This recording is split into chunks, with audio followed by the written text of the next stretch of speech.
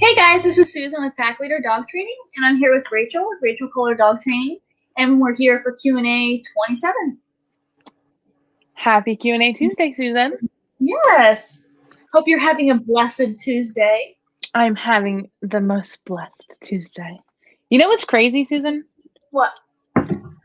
So usually, like, Tuesday seems to come really fast. Like, there's usually a day in the week where it's like, okay, like, it's going to be forever until Tuesday, and then here it is, and now it's finally Q&A Tuesday.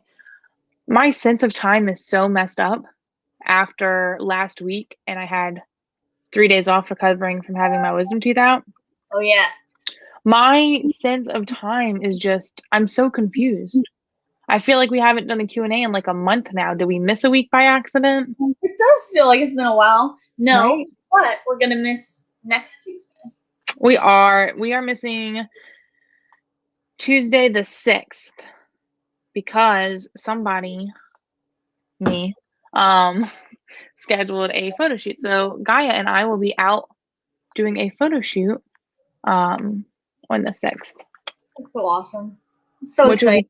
be cool because then I'll get to post super cute pictures of me and Gaia together. No. It's going to be so great. Are you just going off property for that? Huh? Are you just going to that park for that? Yeah, so it's with Kristen Murray Photography. I wanted to pull it up and make sure I said the right name because I'm really bad with the K names. Kristen Murray Photography is awesome here. And yeah, we're actually going to not that park I told you about. We're going somewhere different. And we're going to go to that park and do the shoot there, which I'm really excited about. So I'm going to bring Gaia's Jolly Ball so we can get some shots of her running. Maybe get some shots of her doing some cool tricks. And then she's like, there's water there. Will she go in the water? And I'm like, I don't know. She's not going to like go in willy-nilly just for funsies. Yeah. But if I throw her Jolly Ball in there, she might go in for her Jolly Ball. That'd be cool. So, it will be really cool. Oh, I'm really excited for you. That's awesome. Well, thank you. But yes, we'll be missing. We'll be missing. Ready to jump in? I reckon we can jump on in. Okay. My younger dog will walk up to the older dog in the house and nip at his legs. What should I do to stop this? So not that it matters because either way we're gonna stop this behavior. But like younger dog, like little teeny tiny puppy, or like you're a year old and the older one's like 7 years old. 2 years old and 12. Oh, okay. So you're a grown dog just acting like a fool. Walks up to the older dog and nips its feet or its ankles. So I'm trying to think. We don't want to compress air because that's going to be a general correction. That's going to correct the older dog as well. You could manage it and not give the younger dog the freedom. Have them on a leash. Have them in command. You could have them dragging a leash with a prong, and if he goes to nip his legs, no, grab the leash pop. That would probably be easy. If you got good aim, maybe no in a bonker. But we need to advocate for the older dog. So how to stop it, find a correction that's valuable and that's not a generalized correction. So literally anything that the 2-year-old is going to not like because it's correction. It's not supposed to be fun. Let's see, not general. Spray can, bonker, leash pop, e-collar if you have one, but I don't love using those just for corrections. And then manage it. You can teach an out command. So out them before it even gets to that point. Or impulse control, like you're going to be on a place and the older dog gets to walk around and you don't get to bite their feetsies. That's rude. Yeah, that's what I think. Yeah, sometimes I'm sure in lieu of like our answer in a perfect world would always be to train up the dog on all the basic commands, and then it just makes it more fair because you can say no, don't do this behavior with the punishers that Rachel mentioned, and instead do this. So I am pro telling a dog, no, don't do this, but yes, do this. Because he's like, well, but I always chase this dog and attack its legs. Well, you're not allowed to do that anymore. When this dog walks around, why don't you just lay down? But what can I do, Susan? Right. You can lay down. You can go to play. Command's a dang business. Can I just say that you just like gave me like a really fun like deja vu for a second? Yeah. So I'll tell a little story here. So back in the day, 27 Q&As ago, before we did these, we were talking about, bouncing the idea off of each other about potentially doing a Q&A together. And I told you, I'm like, Susan, I'm going to really suck at this because the problem is my answer for everything is train your dog. I'm like, Susan, how, because at the time we were just doing 10 questions. I'm like, how am I going to go through 10 questions and not have my answer for each one just be train your dog? Because that's it. Like, it fixes like everything. Now, obviously, we adjust the training for each dog, but I like that like whole approach. So it was funny because you were like, of course, our answer is going to be just like to train your dog, but it made me think of that. I remember. And now, right? Because I'm like, what am I? What else would I say? Train your dog. Right. Fixes everything. But that was fun. And now here we are. Given, I think we give a little bit better answers than just train your dog. Yeah. There's nothing wrong with trying the steps before, like just correcting that bad behavior. But if it doesn't work, do the whole training. Right. Susan, I have a question for you. Okay. Do you, or actually it's to us, do y'all allow dogs on furniture? My dogs, yes.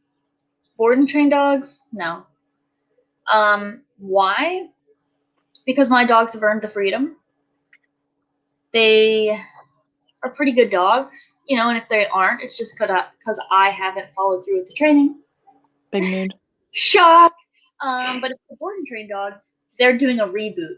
So if I'm training you up, you need to earn that freedom to be on the couch. And so I need you to be, so let's say the dog I just had in was Bindi. I need you to be the Bindi that I want before you get these freedoms. So if it's a board and train, I make sure that they're the dog that the owner wants. And once that happens, they can be on the couch as long as they can still maintain their good behavior. Otherwise. I like it. I don't have furniture. No, I'm just kidding.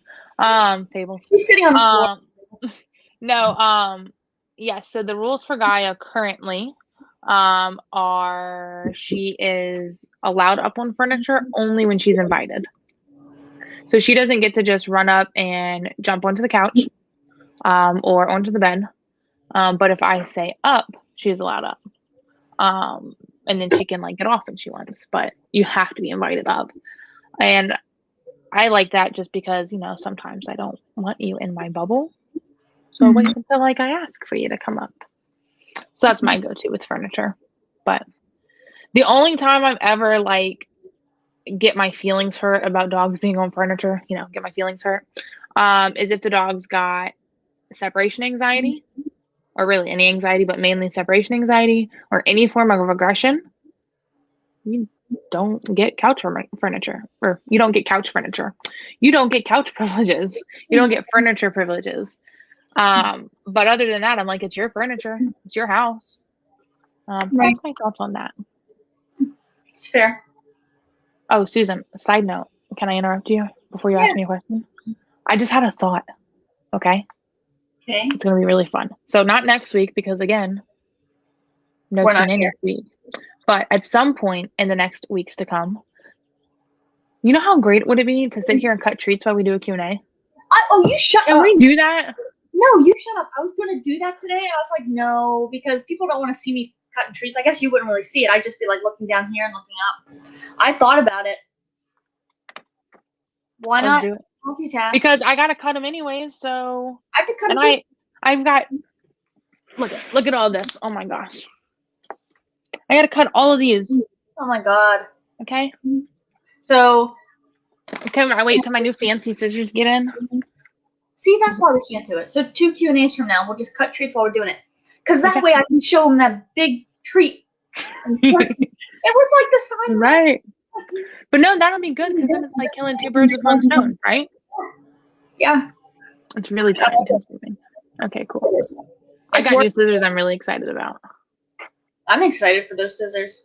I love the feeling when you cut the treats and then you look in the bucket and it's like all fresh cut treats. Because you know the feeling when you get to the bottom and it's all the dust and you're like, But opening the new one and it's all cut looks so good. It does look so nice. The last one I cut the trees bigger than I had planned because it was really hurting my thumb. So I just want to like get through the bucket. And now I'm like paying the price for that. And I've like every time I take out a treat, I'm like trying to break it smaller, and my thumbs hurt because of that. But it's so nice. I had one, and I think I took a picture of it because they all look to be cut in like perfect little squares. No, so funny. But let me show you, Susan. Can you see? You can't see the shadow line. I wanted to show you because why not? This whole thing is dust. Wow. Ooh, don't get on my laptop. Okay, let's get back to business. I was just thinking about treats because I have 10,000 buckets sitting right here. Yeah. Okay. Okay, so we'll have a treat cutting Q&A. All right. I have heard that it takes a dog weeks to settle into a new house. I'm looking to adopt a dog. Should I wait a few weeks to start training them? Great question. Okay. So it might take dogs a few weeks to settle in, new environment, lots of different sights, sounds, smells, everything. But every single interaction you have with your dog, you're training them. This is like my big thing, right? Every interaction you have with your dog, they're walking away from that thinking, was that good? Should I do it again? Or maybe that wasn't a great choice. Did I gain something from that? Or was it a failure? So I, like Susan, I'm going to use you as an example, so hopefully I'm not stealing your answer. But when you get a board and train in, you don't let them hang out at your house for a couple of weeks before you start training them. So when you get a new dog into your house, you can start the training right away. Now, that being said, you don't need to you're not a dog trainer. It's not a board and train. So you don't have to go 1,000% right away. But if you don't want your dog to jump on you, don't let them jump on you for 2 weeks because they're settling in and then stop it. Because then they've had 2 weeks of saying, I can jump on you. And then you're like, no, you can't. Right, so yeah, it's unfair to allow them to jump for those 2 weeks and then all of a sudden they get corrected and they're like, what the hell? So for me, next dog I ever get, unlike this special case here, the day they come home, like they're starting a training program with me, whether it be a puppy or whether some other dog falls into my lap that I didn't ask for, said to Gaia, with love and care. Day one, we're starting training. I'm gonna set you up from day one and teach you right from wrong now, so we can have a great life together. I love that you said that about the board and train because it's true. And even my board and trains, yeah, it does take them a little bit to settle in. But that works out really well because the first 4 to 5 days, they don't get much free time. They're not playing because they're learning the rules of my house. And then by day 5, I start to play with them and they're a little awkward because they're like, we can play now? I'm like, yeah. And then by day 7, they're like, okay, like throwing the toy around, like you actually get to know the dog. So they're going to take a while to settle in anyway. You might as well start training them. That's smart, actually. I didn't even think about that because you're right. When you bring usually the dog's like, where am I? That's smart. I like it. Are you ready for a question that I have for you, Susan? Ready. All right, this one's a fun one. What do you recommend for someone who just wants to learn more about balance training? So this isn't like someone looking to be like a dog trainer, but just someone who's wanting to educate themselves on balance training. What do I recommend? I guess finding a good local balance trainer and really picking their brain if they will let you. So balance training is just valuing a balance, right? So we say yes and no. I like to be able to tell the dog, don't jump. Instead, lay down or exist calmly. So like I value yes and no. So we reward good behaviors and punish bad behaviors. Not all balanced trainers are created equal. So some use prongs and e-collars and some don't.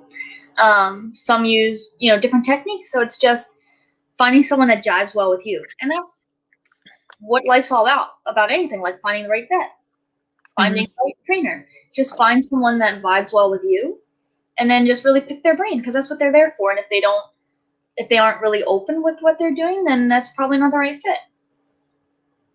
Right. Yeah, I like that. It's funny because as I was writing down this question, I put like a little note on the side, like, so what would I recommend for someone learning about balance training? And I put our Q&A. Come on here and ask us questions. So for me, now it is a little different because I am a trainer. What I like to tell people about balance training is just what you said. I want to reward you for what I want, and then there are consequences to our actions. So I kind of explained my methodologies about it. And then one thing, I don't know why this like immediately popped into my head, but I think I'm kind of like fascinated by it a little bit. So maybe that's why. So probably not like the best answer, but the training quadrant. I don't actually remember what it's called. It's not called the training quadrant because it's actually like psychology as a whole and not just for dogs. It's science. But positive reinforcement, negative reinforcement, positive punishment, negative punishment. When I learned that was like so eye-opening for me because society has taken the words positive and negative and taken them to mean like, in this sense, they were like, oh, that means good and that means bad, but it's really add and subtract. So when I started looking into that, and I'm like, you understand the science of it. I'm doing this because I'm adding something to increase a behavior, or I'm doing this because I'm adding something to decrease the behavior. I don't know. It's a fun rabbit hole for me. I really, really like the training quadrant. I think it's really fascinating. I know that I don't think like it as much as I do. I just think it's interesting. I don't like it as much as you do. Like, I really liked my like psychology class. And this kind of is on that in a way because it's not just dog related. It is like the science, like psychology or whatever. That's not what it's called either. But it's like, I don't know. I really like it. Training quadrant. You can do it. I said you can like it for the both of us. Okay. I like it enough for us both. Don't worry. I was really happy the other day though, because whenever I did something and you were like, oh, Susan, that's negative. Yes. Okay, hang on. It was negative punishment. So negative punishment is the one in the quadrant that we don't use as often, and we struggle to find examples for it. So what negative punishment is: negative, taken away, and punishment, stopping a behavior. So you're taking something away to stop a behavior. So in this case, if you're okay if I tell what you were doing, you were encouraging a dog to be laying down before opening the kennel. So what you were doing is when you would walk towards the kennel, if the dog would stand up, that's the unwanted behavior. So you removed yourself to discourage standing up in the kennel. So negative punishment, taking away something to decrease the behavior. And you did that, and it got to the point where you could walk all the way up, open the kennel, and then you could release the dog, because each time the dog stood up, there was a negative punishment. You removed yourself. And it's just like so fascinating to me. I don't know why. But it's cool because I'll just throw this out there. Positive only trainers, treat trainers is what I call them. They actually use positive reinforcement, giving treats, and negative punishment, which is the situation that you did, except they'll withhold treats. But like, negative punishment sounds so awful. I know. But they call themselves positive only trainers, but really you use negative punishment. But if it was positive only, they would be e-collars and prong collars, because they're adding something. It's positive. Because it's funny. So before I trained with leash pressure, because the leash pressure is negative reinforcement, because I'm taking away the leash pressure to increase the behavior. Won't dive into that. But before I trained with that, I used to train with giving food rewards, and then I would give a leash pop, and I would give an e-collar correction. So that was all positive. So even though I used prong collars and e-collars, if you looked at the training quadrant, I was technically on the positive side for everything. I was on the positive side for my corrections and the positive side for my rewards. That's interesting. You were a positive only trainer. I was a positive only trainer who used prong collars and e-collars. But now I utilize all 4 quadrants of the triangle. Why? It's not a triangle. It's a square. Why though? Why? Because balance trainer. I'm a balance trainer. Can I just say, like, how strongly I identify with the term balance trainer? And when you were talking, I actually made a note here because I want to talk about it too. I'm sorry, I'm rambling. I don't know where. I know why I have all this energy because I'm not working 12-hour days anymore. Anyways, She's not exhausted anymore. I overbooked myself big time. Not anymore though. I identify so much with the term balanced training because I really do feel like it's equal parts. Now, like, of course, I'm not always like correcting like 50% of the time at the end of the training. Like, there's not that many corrections, but in the sense of you do good, there's a reward. You disobey an obedience command or like act like a fool, there's a correction. 50-50 balance. Whereas other trainers we know are all on one side and consider themselves balance trainers. Or the other. Yeah. So I really like it. Balance training really just sits right with me. Okay. You said, Rachel, shut up and let's do some dog training questions. Number 3. Can I train my golden retriever to not jump on me, but it's okay to jump on my husband? My husband doesn't care that he jumps, but I do. So, okay. How can I answer this? You can train your dog to not jump on you, and that's okay to jump on your husband. That being said, you're going to have to correct your dog a lot, and you're going to have to correct them harshly, more so than if everybody was on the same page. So dogs know who they can get away with things with, right? So my family dog, he belongs to my parents. He knows he can kind of do whatever he wants with them. They don't believe in training, so like that's fine. When I'm in the room, he doesn't jump on counters because he knows I'm gonna spank him on the butt. Not actually, but he knows there's a consequence. So when I'm around, he's like, "Let me not jump on the counters." But when it's my parents, he's like, "I'm gonna jump on the counters." So yes, that being said, the correction is gonna have to be that much harder because dogs are gonna be opportunists. So it's gonna take them a while to learn. Every time I jump on mom, I get corrected, but like I jump on dad and I can't. Now Susan's probably like, "What the heck?" Because we usually say no to this answer. But like over time, he will. I think we usually do. I don't know. It's not fair because he's gonna want to try to jump on you. He's gonna continue trying it for longer. Whereas if he got corrected for jumping on anybody, he would stop jumping within like a couple days. Like if he's a really bad jumper. But with this system, it's gonna go on a lot longer because he's gonna test it a lot longer. But eventually he'll learn, I won't jump on mom, but I can jump on dad. Now, there's a catch. When you have guests over, what are the rules? He's going to test it on your guests, probably. Every time a guest come in, can I jump on you or can I not jump on you? Right? That's my thought. And then you can do an invited up jump, but that's a whole nother rant. And Susan thinks I'm talking too much because I can tell on her face. Just sitting there. I know. No, I'm like, stop taking my answers. Oh, sorry. No, it's fine. So yeah, real quick, you could train an up command. So if you say up and pat up here, your dog can jump up. Any other time, no. So it's just kind of like inviting them up on the couch. If you jump up on your own, no punish, but I can invite you up. So that's an option. That way it's very clear for the dog. There's a cue. So it's almost like a command. If I do this, jump up on me, right? So it's a lot more fair. If you don't want to do that, then like Rachel said, yeah, you sure can. So the dog jumps up on the guy, doesn't ever get corrected. Dog jumps up on you, you correct. But just know that that's not fair. If you're okay with that, that's your dog. But I'm just telling you that the dog's going to be like, what the heck? I'm allowed to jump on dad. Like, you don't correct me for that. And now I'm like being corrected for it over here. And you'll have to come off like nice and firm. And then once you correct it, he'll be like, well, I'm not jumping on you anymore. And he will try it with everybody. So you'll have to be like, no, don't jump on Aunt Sally. No, don't jump on Uncle whoever.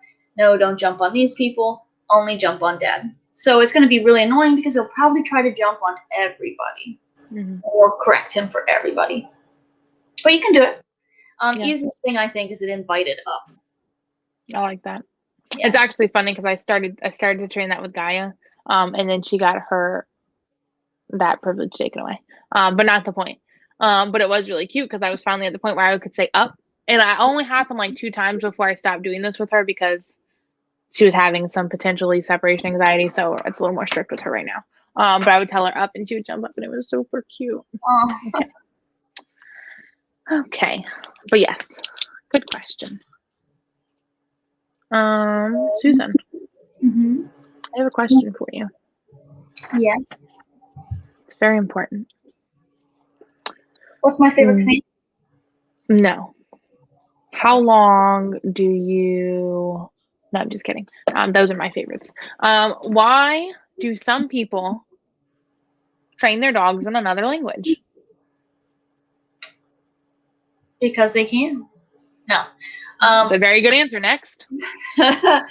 Scooch. So, why do they? I would assume other people might do it so the dog only listens to them. That way, like, I'll be able to tell my dog whatever, cucumber, and that means to come here. Mhm. Avocado means to lay down, and tomato means place. So like you're speaking a language and only you and the dog know it. So it's pretty cool. It's secret code. Yeah, it's unique. And that way, if somebody else tells their dog a command, your dog's not going to respond at all. So it helps when you're doing commands because I would be able to tell my dog avocado and it lays down, right? Mm-hmm. Their release word is like pickle. So if someone else is releasing their dog from place and they say break, my dog's not going to move. Yeah, because that word means nothing to them. It means nothing. Yeah. So I'll let you go ahead. Since this was your question, I'll let you do the fun part. What's the fun part? Why did you ask the question? Oh, what I just asked you? Okay. Yeah. Okay, I didn't know. Okay. I didn't know if you wanted to share that or not. Okay, so the reason I asked this question, the reason this came up in the topic of conversation is Susan and I have decided to take on, we're each taking on a new training dog. They're pretty special. They both have some anxiety and some all around weird behaviors that we're going to address. So the dog I'm taking on is a board and train. Her name is Gaia. She's been living with me for a few months now. So that was my smart aleck way to say we're retraining our dogs. So you're retraining Little and I'm retraining Gaia because we know that they can be better. We're training them in German because one, it's going to be fun, right? While they already know the other commands and we could, if we wanted to retrain them the same commands, we figured why not start completely fresh with them, right? And like for like me, for example, like the reason I really leaned into the language change or the command change is because Gaia has what's the word I'm looking for? Negative experiences with some of these commands. So training to her, the place I got her from, they did not make training fun at all. They were the preach wear balance trainer, but not really use food rewards at all. So not really balanced. So her experience with training has just been stressful and pressure and sucky. So for me, like I didn't want to stay down and her like get scared anymore, you know? And I could have counter conditioned and I could have retrained, but I'm like, why don't we get a whole new freaking word? So that's what I'm doing with her. And it's like almost made me cry the other day when I realized that she doesn't know how to food lure, which is step 1 in dog training that the people who trained her just flat out skipped with her. So that's why I also, because Susan peer pressured me, but that doesn't matter. That's why I chose to train in another language. What about you, Susan? Oh, hey, Joe. How's Raven? Hi, Joe. I was so confused when you said Joe at first. I'm like, your husband's joining us? No, that's Raven's dad. Hi, Raven's dad. I've heard a lot about Raven. It came up on my not time hop, but like Google Memories. photos like 2 years ago. Oh, I miss her too. I had her 2 years ago here. So she came up with my Google memories from 2 years ago. And like she had been watching the cat and the cat walked by and she didn't react. So I was like, good. That is so cute. It's cute. I have a picture of her because they got a picture of her and put her in a frame for me for Christmas, and it's on my fridge. I know, I remember seeing that. Mm-hmm. So cute. That's so cool though. That's like, I used to think like the memories and the time hop. Yeah, she was. Yes. Yep. First and the best. I mean, I still hear about her to this day, 2 years later. But no, I love that about time hop because it literally is like, it takes you to like another world. Like 2 years ago. Yeah. Which brings me why I'm training my dog. Very good way to tie that in, Susan. You like that? So my dog Little is a delicate flower, and I've grown and learned a lot. I used to train more. I think I was more stern, not strict, but more stern. Because I did follow the trainer that trained Gaia. And I was just, I don't know, I think I've softened appropriately so. We've actually balanced now. Yes. Both of us. And now I know to treat each dog independently, more so. So I treated Little like Sadie. And Sadie's very receptive to like sternness, I guess. Like I would just be stern with her. Little, you do that, and she crumples into a little flower. She just picture a flower that just like wilts in on itself. So same kind of thing. I say down, and she's like, and lays down. And I just didn't want her to be that way, so I'm resetting with new words. So it's going to be just a fresh slate. So that's why I'm doing it. And yeah, so with Raven, they said that she was broken, so they had taken her to one of those nice box pet stores, and she's having some issues. Something that has pet in the name or something. I don't know, something like that. But the trainers there said that she was defective, and that they could take her back to the breeder and get their money back, or take her to the vet office and get blood work done because she has a chemical imbalance. First of all, no. Second of all, blood work's not going to show you that. So, yeah. So when they called to schedule, or when they called to like talk about that, because you were at the vet at the time. I answered the phone, and I was like, well, thank God that was me that answered the phone. I said I'm starting my own dog training business, so I'll help you guys out, and if it works out, just refer me to everybody that you know. And it worked out, and she was awesome. And she's not broken. So she's not broken. How crazy is that? Because I was thinking, I was like, Raven's the one, and I was thinking that was a story, and I was going to ask you, like, that was her story, right? So I'm glad he said that. Those box stores, those positive only trainers, it's just rough, man. And the thing is, I don't think they get like how devastating that is for an owner to hear that.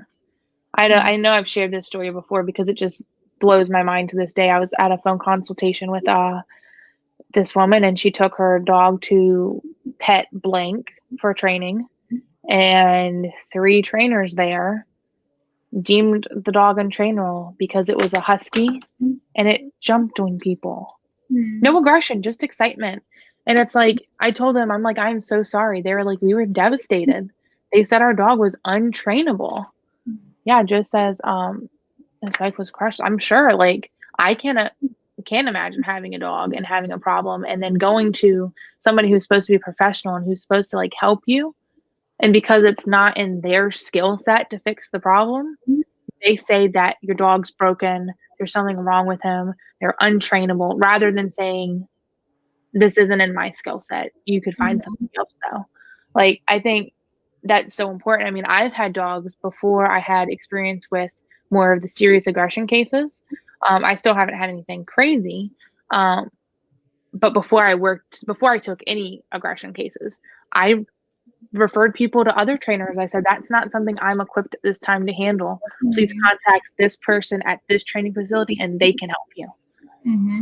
But because I'm just in a ranting mood. I know. So owners go to like these people that they're supposed to trust, And if those people tell you something, you're going to believe them, right? It's like, well, this is a professional. They would know.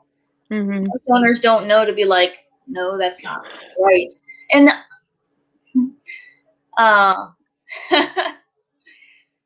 Aw. so, yeah, Joe says now she's the best dog ever, thanks to people like you two, bravo. So, And no, the work thank that you Susan too. did. Yeah, I mean, I put in work, but Yeah. Joe has put in work as well. So, I'll have a good night, Joe. Thanks for coming on. So, it's like they have to put their work in too. But it really disgusts me that professionals will do things like this, and to call them professionals is like generous. But going back to Snookums, this puppy that I had, you know, she was like 14 weeks old. I don't remember exactly how old she was at the time, but I was 14. So 14 weeks old, and it was the only reason I knew of her is because she was friends with my mom's friend, and she was doing puppy biting, I guess rough puppy biting, but her owners were older, and so when they get bitten, their skin's more fragile, you know, so it's going to be a significant bite, right? Well, when I went, so the vet recommended euthanizing her and just starting over fresh with a new dog. And 14 weeks old. Yeah, dog trainer is one thing, but like vet is another. So most people are going to take to heart what their vet says because they've gone to school for like 9 years, 7 to 9 years. So it's like, wow, they would know. No, most of them don't know about behavior at all. They really don't, because they can't. Mm-hmm. You know, they know all about internal organs and ears and eyes and hearts, and they have to have so many specialties. They can't be perfect at everything. Right. So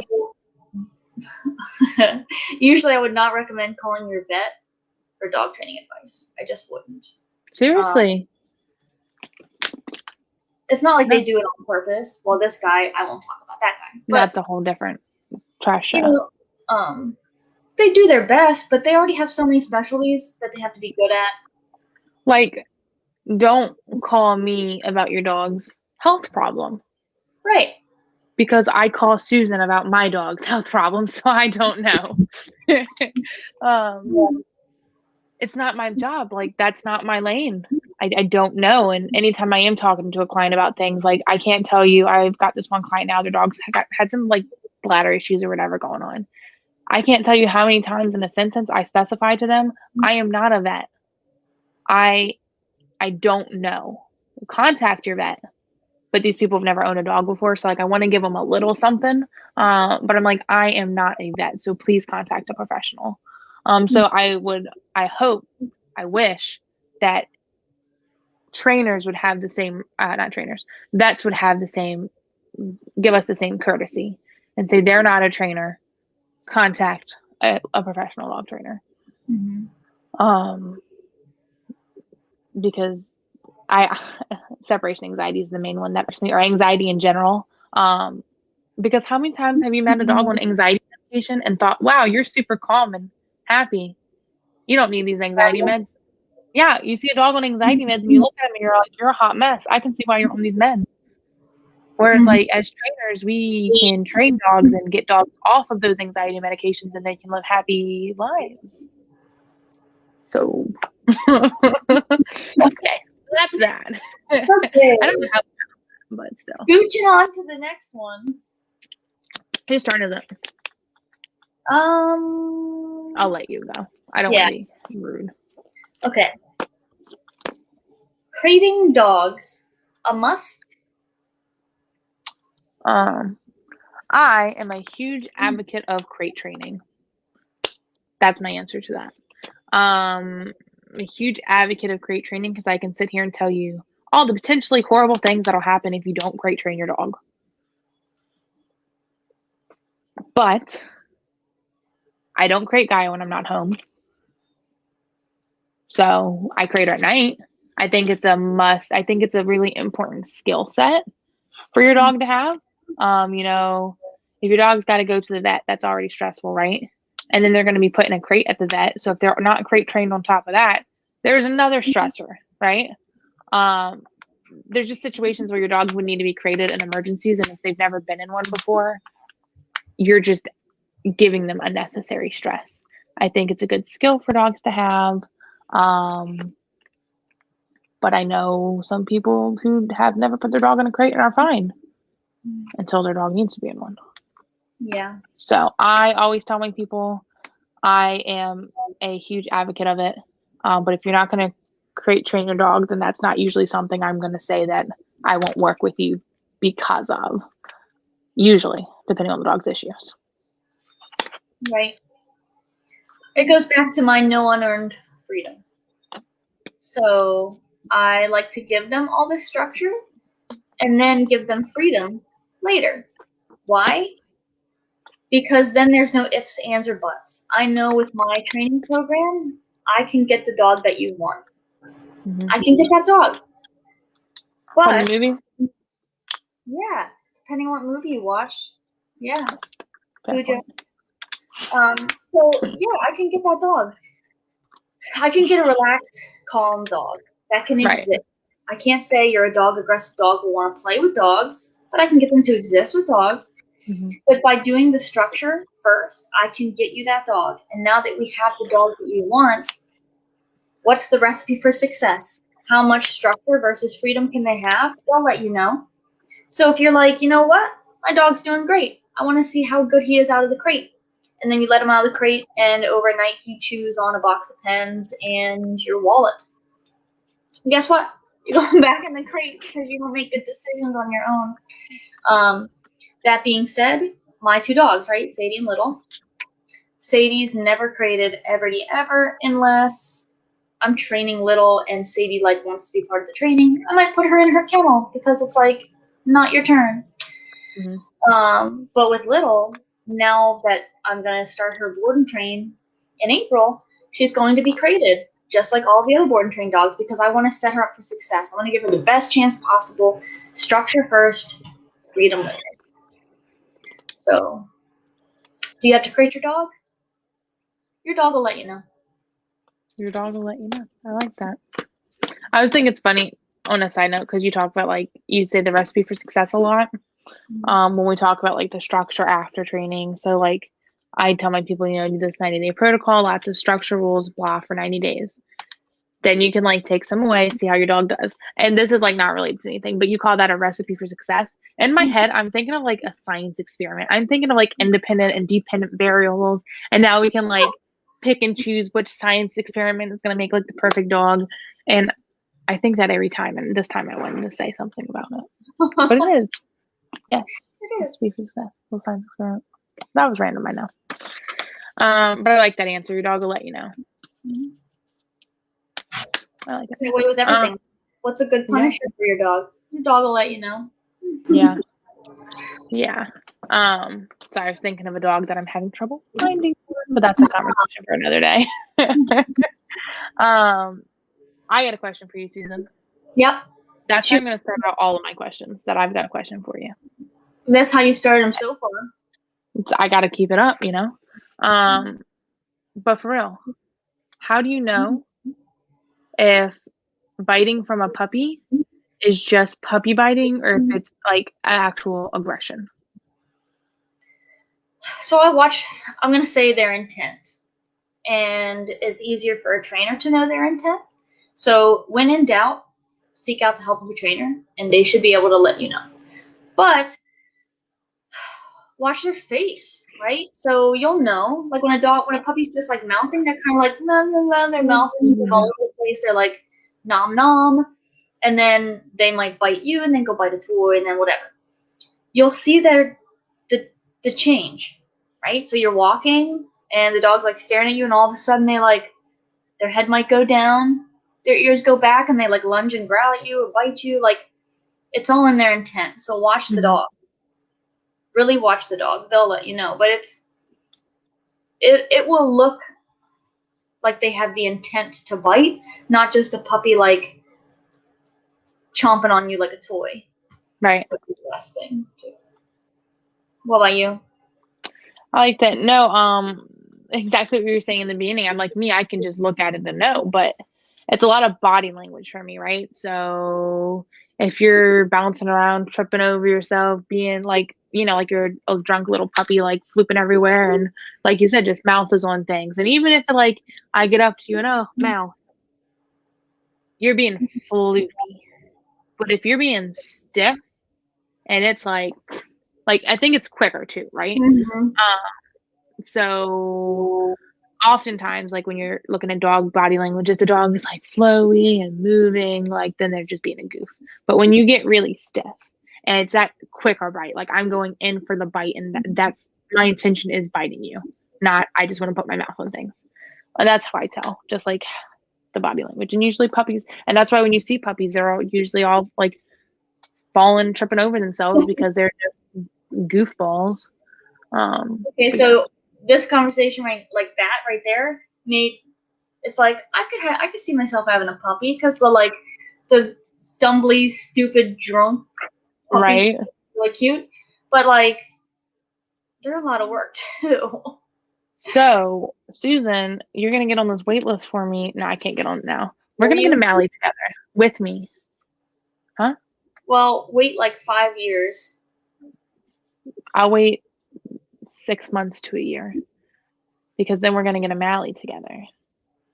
Because I was thinking today, I was having some issues today and reminding myself that I'm not getting on this wait list now. The wait list is a year. And I'm looking to get a dog in the next 1.5 to 2 years. But I was training Miss Piper today, and I was having a fun time training Piper. I took a video. I forgot to send it to you. And I'm like, I need a dog that's high driving and wants to work like this. Oh, it's so fun. Well, so we're going to get ready to go. It's going to be great. I need to get my DNA test on Little first. Yes. I want to see her come back as a Malinois. That's going to be really funny because she's not even supposed to be, right? She's Shepherd Australian. No, she is. She's Australian Shepherd Malinois. She's supposed to. I thought she was Australian Shepherd German Shepherd. No. So do that DNA test. I want to. Watch her be like 97% Malinois. Right? Because if she does come back Malinois, I'll be like, I can do it. Because she's such a fluke. Do it. Look, Susan, do it. I'm not saying Guy is a Malinois. She's a freaking couch potato, big-headed, dumb pity. Love wears my whole heart. I'm going to be going from literally night to day. So the breed doesn't matter. Sadie at least acts like a Malinois. I think what happened was there's some sort of like science explosion where if you took the DNA of all of these dogs, it actually created a Malinois. It would be a boxer, pit bull, border collie. Yeah, when you mix those three, that's where Belgian Malinois originated from. Oh, okay. Well, boxers are from Germany, so that's where they came from, Susan. Mm-hmm. That's funny though when you think of like a boxer face and then the Malinois ugly face. Call them ugly, but I want one. It's gonna be great. It's gonna be great. So in 5 years. In a year and a half. You don't want to have a Malinois and a Gaia. Yeah. It'll be fine. Gaia just wants to sleep. But in a year, she'll be like, she'll just. You'll feel bad taking your Malinois off property and Gaia's at home. Sucks to be her. No. She'll be fine. No, because what we'll do is I'll take her out to play Jolly Ball. And she'll be knocked for the rest of the day. And then I'll take the Mally out and we'll go for a hike. And I can have them climb up freaking like 30 feet tall boulders. Yes. I want one. Because I want. Okay, we'll get one soon. I was with Piper today. I was doing speed drills with her. We'll just go off on this thing real quick. Usually for our dogs, right, when they're new and they're puppies and they're training, let's work on sits for a little bit. Then work on downs for a little bit. Then we're gonna work on plates for a little bit, right? In the beginning of training, now Piper's done like puppy program with me, but that's fine.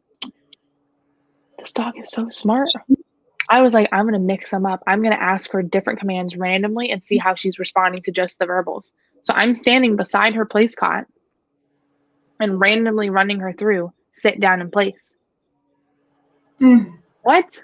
This puppy is like 16 weeks? Yeah. 4 months, I think. And I'm just on the verbal, sit down in place, just boom, boom, boom, boom, boom. That's nuts. And I'm like, Mallies are going to be so much fun for me So much fun. after they're potty trained. Yes. Okay, dog training question for you. Okay, I have a Susan, question for fine. you, Rachel. Do you? Yeah. Okay. My 9-month-old Springer jumps on my wife, but not me. Why do you think she does this, and how can we stop it? Well, do you correct the jumping and your wife doesn't? Yes. Then that's why. So just as Susan previously mentioned in her question before, then you've trained your dog to jump on your wife and not jump on you because you've corrected it and your wife hasn't. So correct it. However you did, however you corrected it, that was effective for that dog. So if at all possible, have her do that. If not, find a correction that she can give the dog that is valuable to the dog in the same way. So what if she doesn't want to be mean? Well, she can enjoy being jumped on by her dog. You know what's really mean? Sorry, that was really incredibly sarcastic. Okay. You know what's really mean? When your grandma comes over and because your dog thinks it's okay to jump on somebody, your grandma's at the front door, walks through the door, your dog jumps on grandma, knocks her down the stairs, and now she's in the ER. That's pretty mean. So don't jump on me because it hurts and you can hurt somebody. But a less sarcastic answer, I mean, it's not mean. Is giving kids like rules mean? Like if you have a kid, do they get to like jump on the dining room table and demand ice cream for dinner? Or do we not let them do that? And if we don't let them do that, does that mean? Yeah. No. So back to your answer to the question before, let's be really clear that we don't jump on people. And then down the line, if you want the dog to, you can bite them up. But structure, rules, boundaries, it's not mean. And if so, I'm just so mean. Well, you are mean, but that's not why. Oh, yeah, you're right. Actually, I'm pretty mean. You should hear the things he says to me. Okay. I'm pretty sure you called me a really mean name right before we got onto the Zoom, so. I don't think I did. Actually, you called me a dumb biatch. I don't think I did. That wasn't right before. That was like half an hour.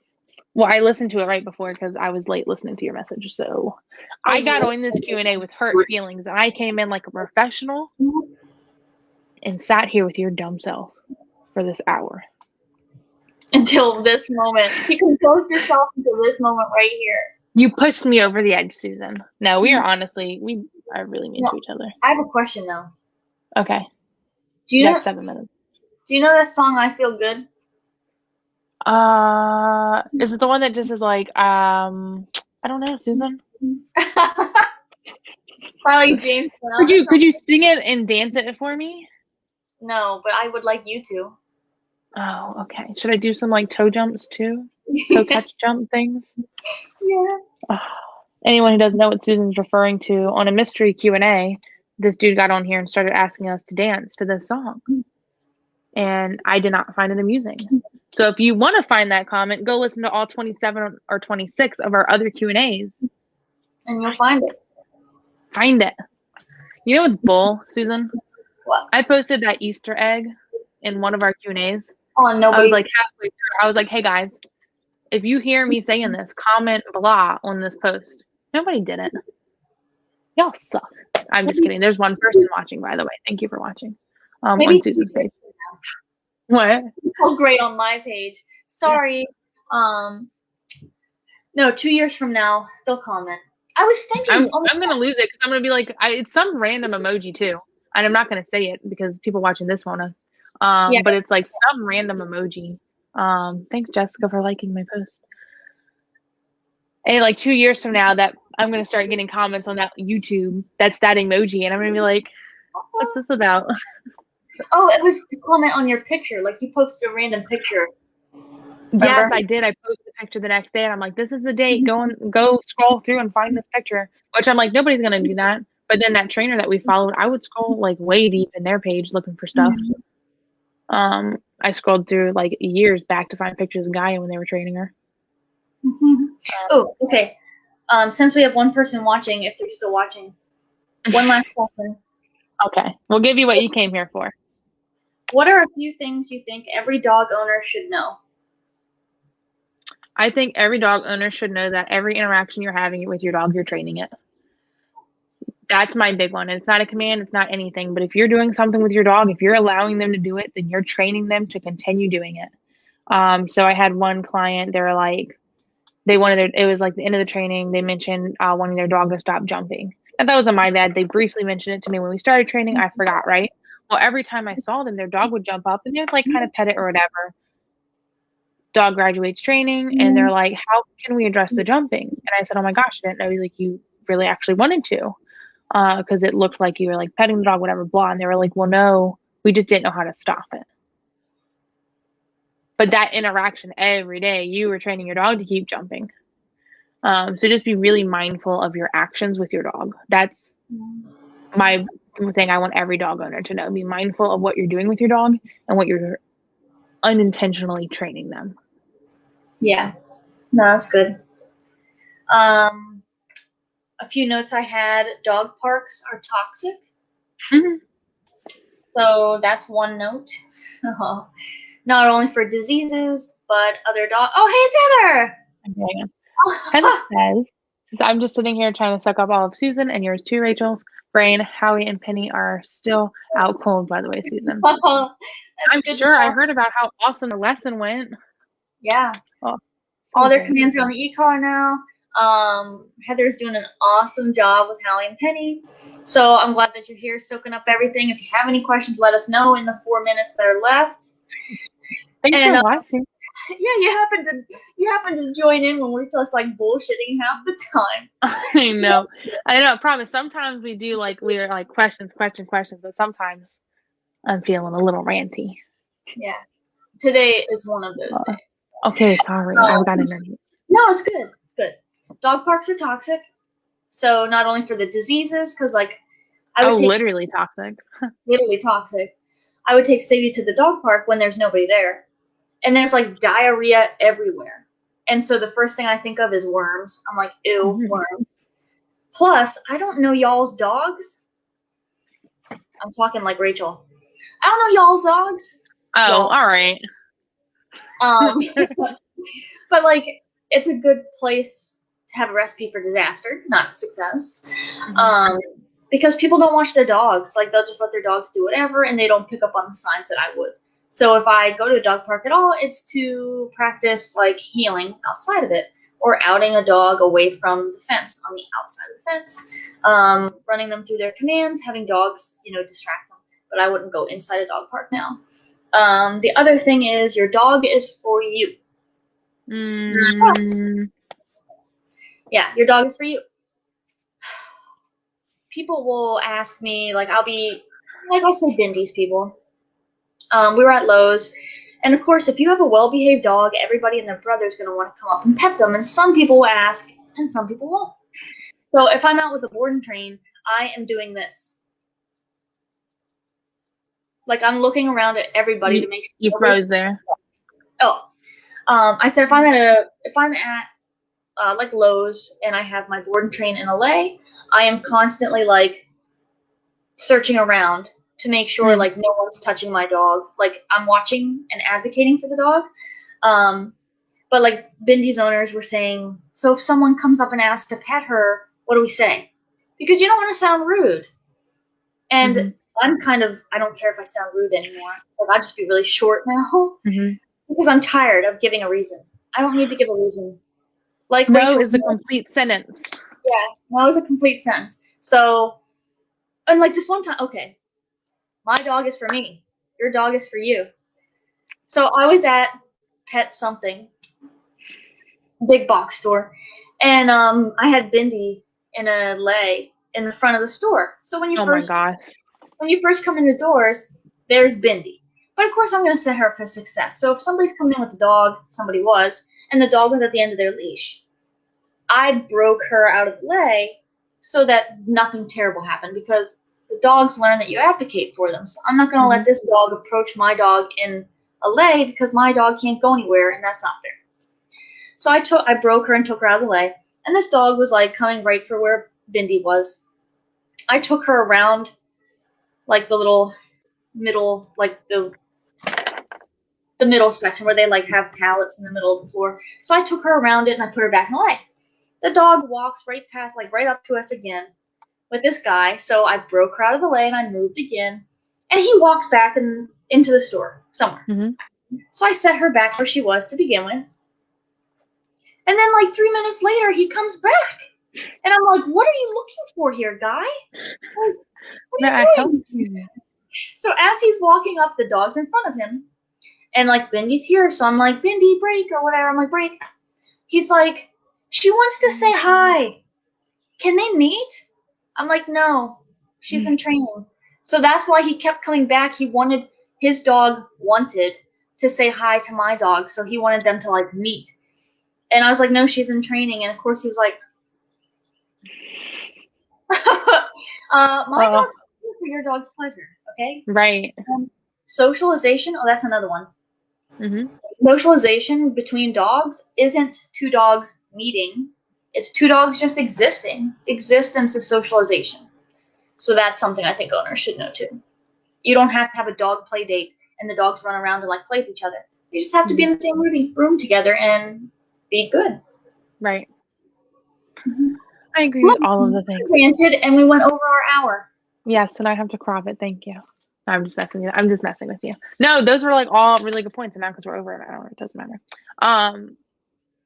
But those were all like really good points. And I was having a conversation with one of my puppy owners the other day, and they are really excited to have this dog and take her out and let people meet her and talk to people and do all of the things, right? So we had to talk about not letting her meet every single person. I don't know if I told you this. This was something somebody who is learning about training therapy dogs and service dogs. They actually told me this because I asked this person. I said, for me, socializing is being out in public, but I don't let people pet my dogs. I don't. Like nobody gets to pet them because they're client dogs, and that's a liability. And you're gross to stay away from me and my dogs. But I asked this person, I'm like, you're training therapy dogs and service dogs. Well, service dogs don't need to be pet, but you're training therapy dogs, and their job is to be okay with being pet. So how do you go about socialization? And it was cool because it was like, whereas I don't let anybody pet my dog, they let every third person pet the dog, or every fourth or fifth, whatever they choose. They let that person pet the dog. So 2 people asked, no, they're in training. Third person, sure, you can pet them, because that teaches the dog that you don't have to like pull to every person. But sometimes people pet you. That was a random fact that like wasn't related to anything we were talking about. But I told these people to do that because they wanted to let everyone pet their dog. Because it's fun and it's exciting, and she's a cute puppy. But I was like, if anybody ever tries to pet your dog without asking, like if they do one of those sneaky pets or walk up and just get in her face without letting her, I would not let that person pet her. I don't care if they were the third person, because no, you're not touching my dog. And if it's a grown dog, I'm going to tell you that they bite. So you can crap your pants a little bit while you're at it. So Rachel knows me, so hopefully she thinks this is true. Why? But like I don't get very excited about many things. Like nothing really gets me going. Like my blood boiling. I'm excited. Like I'll be happy and excited, but nothing gets me like angry. You know what I mean? Like, but man, when I have people like when I sneak up and pet the dog I have, I get real testy. Like I'll be voice memoing Rachel. I'm like, this guy tried to touch Bindi, like, bah! And like yelling. It's so because like I was at Lowe's and I had Beast, who's this really big mastiff. Oh my gosh, I remember when you were telling me about this. And this Lowe's worker, he saw me in passing and he's like, hi ma'am, or whatever, and I'm like, don't call me ma'am. Anyway, so he was already on my shit list. But I'm like, anyway, so like we're at the front of the store and have Beast and Lay. And he comes up, he's like walking up, and he goes and does this, like puts his hand out in front of Beast's face. Now Beast is nice, blah, whatever. But like what Rachel said, this is not my dog, so if something happens, I'm screwed. So like he bends down like this, and I'm like, please don't pet him. He's in training. And literally, he didn't move. Like it's like he didn't care that I even talked. He was just like, oh, had his hand there, and I'm like, I almost body check people. Like I'm this close to snapping that I'm just gonna like body check you out of the way. And I think I spatial pressured somebody one time because like here's the dog. Oh yeah. And like somebody's coming this way, and I'll sneak in and be like, "Oh, I did that with Bindi. We were at Staples. And like this lady came up, and they pretend like I'm not even there." Sorry, I'm ranting. No, it's fine. I'm all for this conversation. So I'm at Staples, and Bindi's like sitting there because she was in a heel, and this lady comes up, and let's say if I'm looking at you like this, that's me, right? So she's like this, looking at the dog. Oh my God, you're so cute. You're such a good girl. Reaches out to pet her, and I'm like, hello, who am I? And I'm like, I literally walked towards her, and I was like, don't pet her. I'm like, please don't pet her. She's in training. And she's just like, oh. Go off, Susan. And then walked off. I don't know. It's like this close. It's so I think I am more fortunate in this situation because I have a severe resting bitch face. Well, like, so do people. And I'm like 7 feet tall though too. Like I'm don't mess with me, right? So I've got that going for me. I don't often have people bother me, but it's funny because I took Guy to the baseball field yesterday. My dad's a baseball coach, so I was like, oh, I'll just like go visit while he's got a game. And I got there, and I had the mindset when I got out of that car, I'm like, if anybody asks me to pet her, I'm gonna just say no. I need to stop saying no, sorry, no, she's in training, no. I will say no, thank you for asking. Because thanks for asking and not being a jerk. But it's just like, that was my mood. I'm just gonna say no because I wanted to take her to the park, but I was having anxiety about people petting her and trying to pet her. And like, I felt like I was going to walk into the baseball field and just be swarmed by people because I had a dog. And it made me mad. I want to go out and enjoy my dog. And there's a freaking pandemic and nobody at the freaking redneck baseball field is wearing a face mask, second of all. And it's like, I want to enjoy my dog. I want to not go places because I'm going to get swarmed. Luckily, that didn't happen because I do not look very approachable. So everything was great. But my plan was to just say no. Now nobody asked me. But that's my goal. The next time somebody asks me to pet my dog, no.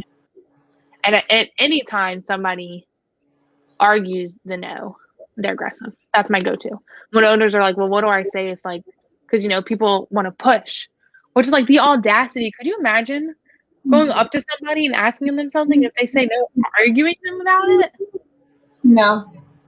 My dog's aggressive. They'll bite you. Well, I've told Rachel. So now, like, if someone just walks, if someone asks, I do say no, thanks for asking. I'm like, no, she's in training. Thanks for asking, because like it's nice that you asked. Right. But if someone just walks up to pet my dog or the dog I have, I think I'm just gonna be like, no. No. Yeah. Right. Or like, what? Oh, I'm just gonna walk up to them and like touch their arm. Why is it any different? Right. Oh, tell the video we're gonna make. Oh, the baby video. So as you know, Heather, I get upset when people like just randomly want to touch my dog. Okay, so I was telling Rachel, because there's two schools of thought on dogs. Dogs by law are your property. By law, they're property. The other half of society, it's my baby, right? Dog's my baby, blah. So whether your dog is your property or your baby, what gives you the right to come up and touch my dog? I don't walk up to your baby and give him a hug and pinch their cheeks. And I don't walk up to your porch swing and sit on it and take a couple swings on it because I think it's fun. So don't use my property and don't hug my kid. Don't touch my dog.